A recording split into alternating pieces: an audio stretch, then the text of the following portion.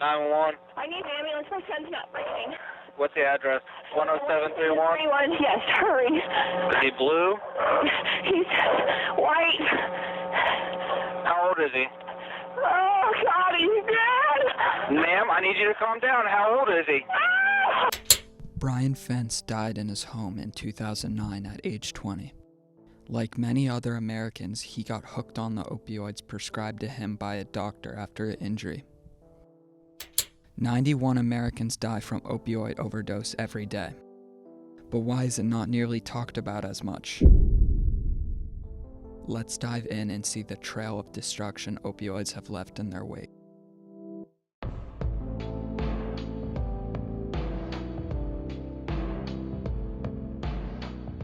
The opioid is manufactured in China and India and then shipped to drug markets in the Americas.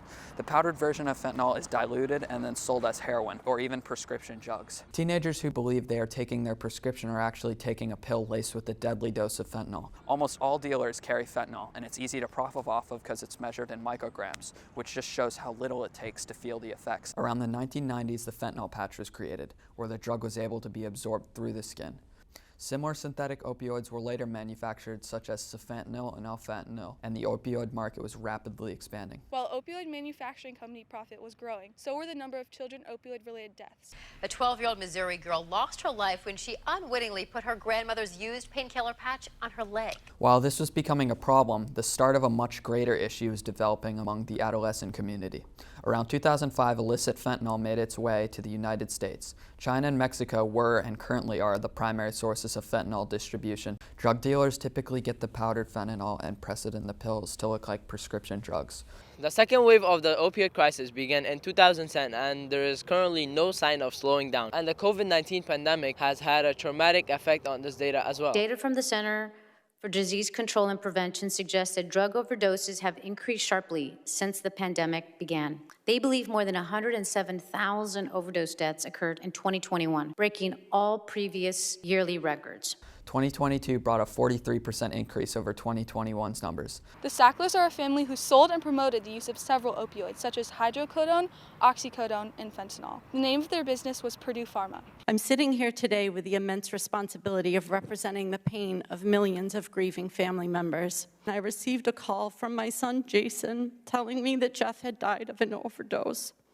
My younger two sons have lost 6 classmates. Our county has lost 303 people, including a girl who was only 13 years old. Although much negativity was shown to the family, they still remain unapologetic towards the subject matter and denied any misconduct on their part. After all this, they also faced no criminal charges from the government. The Sacklers are using Purdue's bankruptcy to shield themselves from liability. They are cowards, plain and simple. And if successful, their shameful efforts will deprive communities of billions of dollars in much needed relief and recourse. This committee came together to hold the Sacklers accountable for causing and fueling the opioid crisis.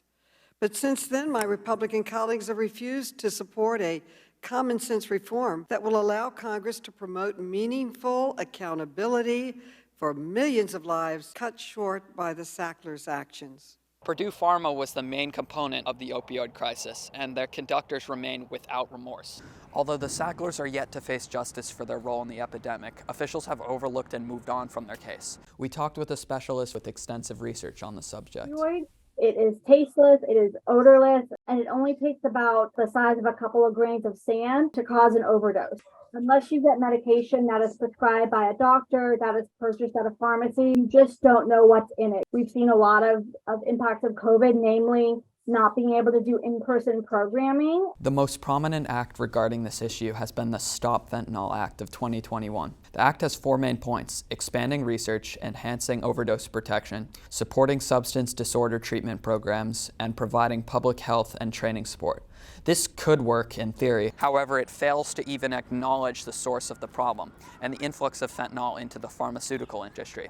The situation gets even more dire when, according to Congress.gov, the bill still remains at the introduced status, despite being introduced April of last year. Without the amount of support and funding needed by foundations across the nation, the fentanyl and opioid crisis will never see a positive outcome. My friend passed away. He had a terrible addiction. It's harder to stop than you realize. You know, I wish I could have told him to find someone that he trusted, and he didn't.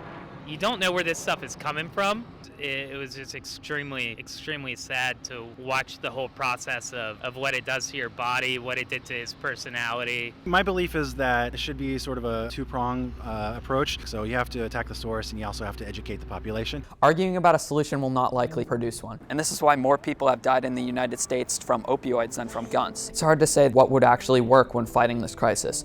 The fact that we are not prioritizing the opioid crisis is blatantly harming society. That's completely evident because authorities are not angry enough at the soulless individuals who are influxing opioids into society. And if the issue is not solved, our future generations are at stake.